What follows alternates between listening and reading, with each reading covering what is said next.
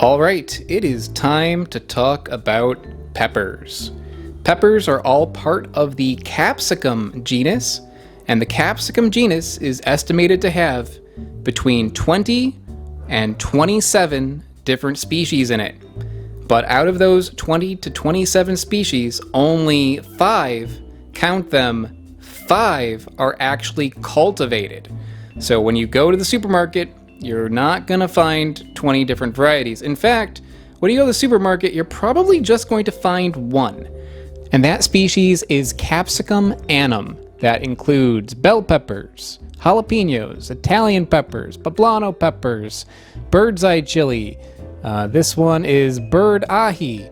Includes all of these and many, many, many, many more. It includes all shapes and sizes, ones that are very big, like the poblano pepper here, ones that are really small, like the bird ahi, things that are very sweet, like the bell pepper, peppers that are very hot, like the bird's eye chili. These are all the same species. Some fun facts about the peppers that I have here. Bell peppers come in different colors, so there are red, yellow, orange, green. There's also white and purple varieties of bell pepper. However, the green bell pepper can be one of two things. Either it is a green bell pepper or it is a unripe red bell pepper. And the ones that you get at the supermarket are generally unripe red bell peppers. And a similar thing goes for the jalapenos. Jalapenos are actually red when they ripen. So when you get them at the supermarket, they are green. If you see a jalapeno that has these little lines on it, these are called stress lines. And that means that it didn't get enough water when it was growing. And people say that if you get ones that have the stress lines, they are hotter than the ones that do not have it. Next up, Capsicum frutescens. Capsicum frutescens is a wild species, and they are known for being both small and colorful. For that reason, you might find these ones for sale at a plant store sold ornamentally, and I believe that's what this one here is. Might also be a Capsicum annum, because sometimes they are sold that way too. The most notable Capsicum frutescens is the Tabasco pepper. So the pepper that is used to make Tabasco sauce is Capsicum frutescens. Another popular variety is the peri peri pepper, which is used to make peri peri sauce, which is another hot sauce. It's not so common where I live in the US, but it is common in South Africa. And if you live near a Nando's, you might have heard about peri peri sauce. These two peppers here, I believe, are Capsicum frutescens as well. These were sent to me by Matt over at mattspeppers.com. He actually sent me a bunch of the peppers in this video. So if you like to grow peppers, go to mattspeppers.com and you can get seeds over on his website. A lot of really cool stuff there if you like growing plants. This pepper right here is actually an imposter. This is bird's eye chili. Bird's eye chili is not Capsicum frutescens, but it's very often confused to be one because of what it looks like. But this is actually another Capsicum annum. Now this pepper right here is actually kind of an oddity because this is the wild Brazil pepper. And the wild Brazil pepper is thought to be a hybrid between the frutescens and the annum. You can actually hybridize some of these pepper species together, and this is an example of that. Next, we have Capsicum chinense. Capsicum chinense includes ones that are very, very, very hot. So the habanero, that is Capsicum chinense. Ghost pepper, also Capsicum chinense. It also includes the ones that you may have heard about as something that will hurt you, like the Carolina Reaper, the scorpion pepper. Those are all from this species. This species has the characteristic of being kind of like crinkly looking, and you can definitely see that with the ghost pepper and the habanero, but it's not always the case. This one right here, this is a fish eye pepper. And the fish eye pepper is an Amazonian variety of Capsicum chinense that is small and round. And this one is indeed a hot pepper. It's not quite as hot as, a ghost pepper, but it does have quite the kick. Next up, we have Capsicum pubescens, and Capsicum pubescens has that name because the leaves of this particular chili have hair on it. I don't believe there are a ton of varieties of peppers in this species, and I think these are actually the same, but this is a more ripe version of this one. This is called either the ricotta pepper or the apple pepper. These are more fleshy than your typical chili pepper, and they have a little bit more of like a fruit flavor, almost like apricot. And another weird thing about it is that they have black seeds. This species is not an easy one to find unless you live in Mexico or further south from there, like Central America, South America. You will probably be able to find these there. In North America, you can find these if you have a good Latin American grocery store. And I think that's a shame because this is a really, really tasty pepper. It's very unique, but it would be very useful. I think this would be an excellent thing to make a hot sauce out of, or to like utilize kind of like the fruity flavor that comes with this pepper. And these do pack a punch. They are fairly hot. They're not quite as hot as like a habanero, but they are hotter than a jalapeno. So you do want to be a little bit careful about it. And finally, we have Capsicum baccatum. I only have one variety of Capsicum baccatum here, which is called Ahi Omnicolor, which was sent to me by Matt over at Matt's Peppers. And this is an interesting species. It's commercially available in South America. Like if you live in Peru, this is something that would be common to see. The heat of the Capsicum baccatum varies a lot. I've had some that were very, very sweet, that tasted just like sugar with no heat at all. And I've had other ones that were very, very hot. So you need to kind of like know what you're getting. Another notable thing about them is that they can have very interesting shapes to them. These ones are very hard to find if you live in the US and throughout much of the world. It's only going to be really something you can find if you live in South America, maybe Central America. But it is one that is popular amongst growers. So that's it for the 5 cultivated species of capsicums. However, as I said in the beginning, there are between 20 and 27 different species, and they are out there. You can get them, and I actually have 3 of them here that I'm not going to review in this episode, but this is going to come up in a future episode.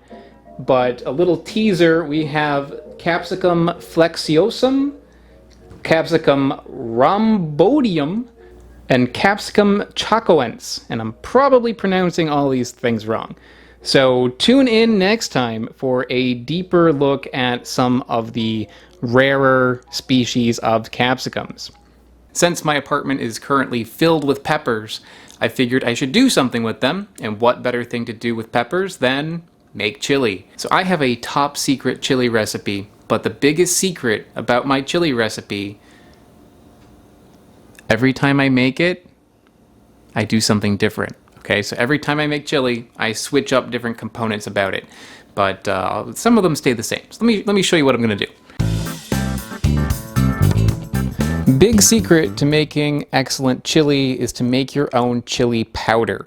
It does take a bit of work, but it is well worth it. And to make your own chili powder, the key ingredient, thing that you need to have, is this. This is the ancho chili. Ancho chilies, while we're on the subject of chili peppers, this is just a dried out poblano pepper.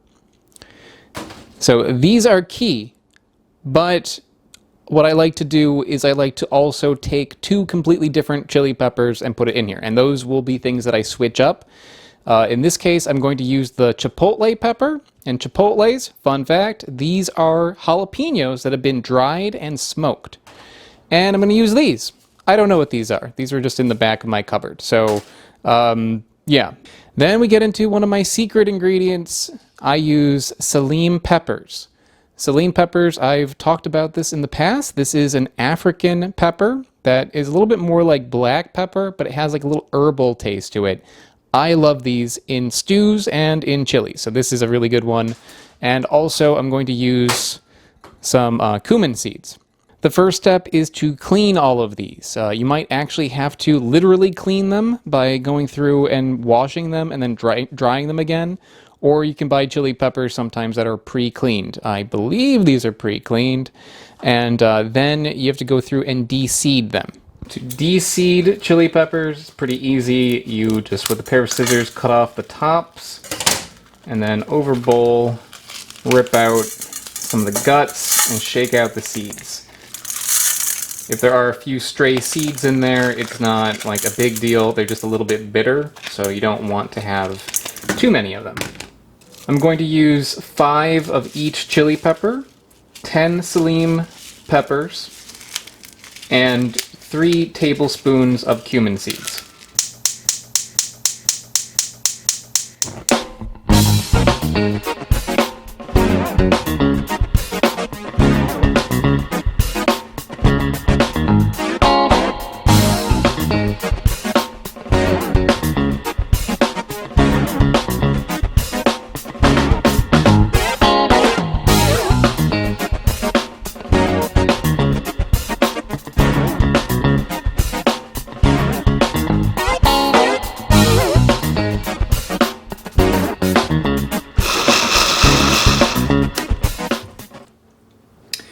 Don't open this yet.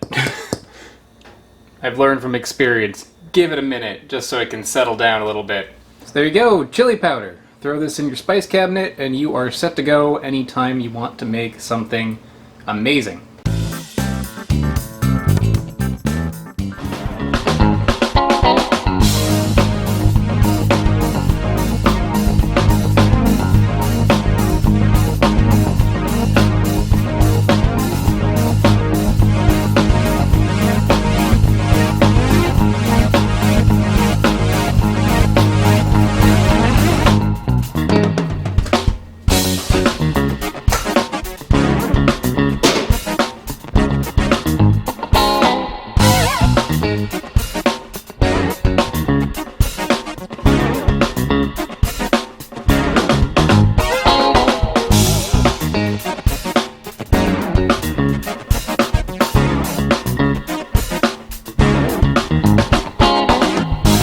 And this is what you're left with, a big pile of soggy but delicious peppers.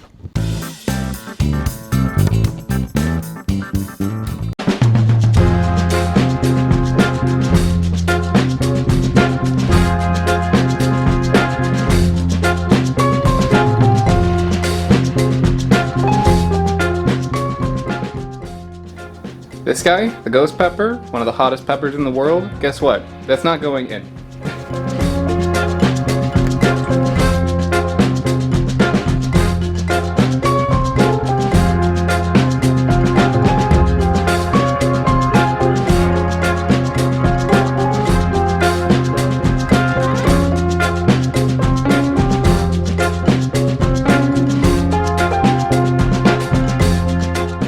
So let's talk about beans for a second. I've got 4 cans of beans here. What I always use are black beans, red kidney beans, and chickpeas, and then I will grab some random bean that I haven't had before. So this time it's going to be Dominican red beans.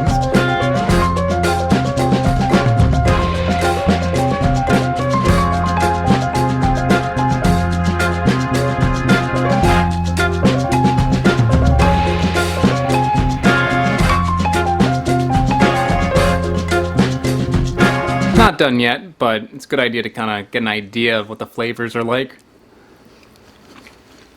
Very savory and pretty bitter because of the types of peppers I used. Also quite smoky because of the peppers and from roasting them. If it needed more smokiness, I would throw in some smoked paprika. Doesn't need that. If it needed more bitterness, I would throw in a little bit of chocolate. Doesn't need that. If I want it to be more savory, I would throw in a little bit of Marmite. It doesn't need that. This has all those elements pretty well, and because I used low sodium beans, it's not too salty, but just a little bit. So I think I'm going to add a touch of salt. The heat is like, it's not very hot, but it's kind of like a lingering heat. Like I'm feeling like the slow burn. So I feel like that's probably good. I think I like it a little bit hotter, but once this sits for a while, that heat from some of the hotter peppers is gonna kind of like infuse in the rest of the pot. So I'm gonna wait. What I'm going to do is I'm going to cover this, put it on a low heat, and let it cook for like, I don't know, like 20 minutes. I'm gonna give some time for all of those flavors in there to kind of mix together. And there you go. And you can see a lot of liquid has separated out. If it doesn't look like this, you might want to add a touch of water just to make it a little bit more liquidy, because what we're going to do next is thicken it up. This here is textured vegetable protein, and it is delicious. Oh, so good.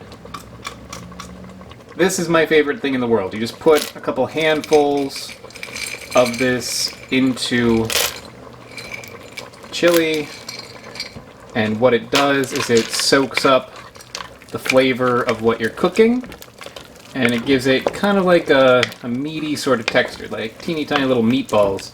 Now, if you eat meat, then you probably don't want to put this in here, because this is, I'm sure, not anything actually like real meat. So in this case, if you want to throw meat in here, cook it however you cook meat, and then throw it in. I don't know. I don't want to tell you how to do that, because I will probably kill you. It's just going to take a few minutes for that to absorb the liquid, so I'm going to cover it up again and give it another like 5 minutes or so.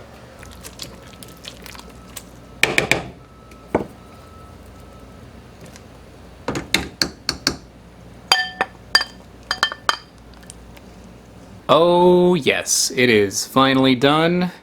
A lot of different peppers went into this chili. Let's see if it's any good. It's very hot.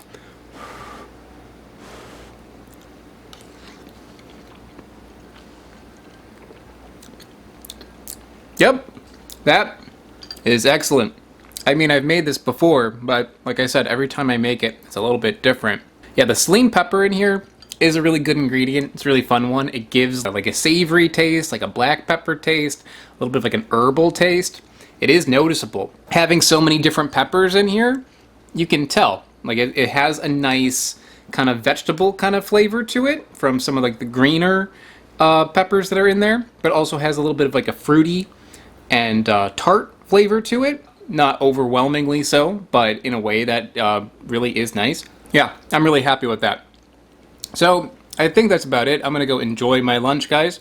But peppers are really, really interesting. There are so many different varieties of peppers, and I think a lot of them, unfortunately, are not ones that you find at the supermarket. A lot of them you have to grow yourself, or you have to go to another country, or maybe you gotta go to a grocery store that maybe you don't normally go to.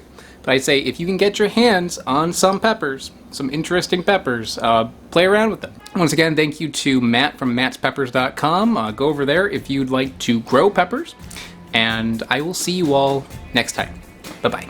I would like to give a big shout out to Loftyrex and Smarter Every Day. They are mega patrons over on patreon.com. Patreon.com is basically how I can afford to go on all the adventures I do on this channel. So if you enjoy my series and you want to help support me, check out the link in the description below. If you don't want to go on Patreon, I also have t-shirts for sale like this one here, the Durian Anatomy shirt. That is available on my website, which I also put in the description below. Thanks so much, everybody. See you next time.